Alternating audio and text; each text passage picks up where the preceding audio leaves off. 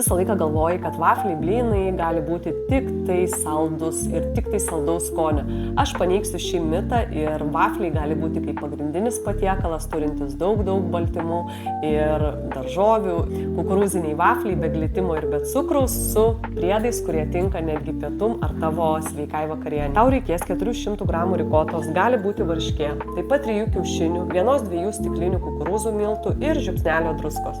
Viską išmaišyk ir kepk vaflius arba širdelių keptuvėje blynus. Pateikimui naudok graikišką jogurtą, gali būti ir avokado užtepėlė, kaip gvakamolė, naudok sūdytą lašišą ar virta mėsa, taip pat tinka ir feta sūris, vyšniniai pomidorai, gali būti ir rukola, papildomai džiovinti krapai, kur yra lašiša, visada yra labai geras pasirinkimas. Patiko mano receptas, spausk like, dalinkis su draugais ir rašyk komentare daugiau skanių receptų. Nori išmokti ne tik tai receptų, kurie yra sveiki, greitai paruošiami ir patiekalai be galo skanūs, bet nori suprasti visą mitybos visumą ir pagerinti savo gyvenimo kokybę, sumažinti lėtinių ligų riziką ir įgauti daugiau energijos.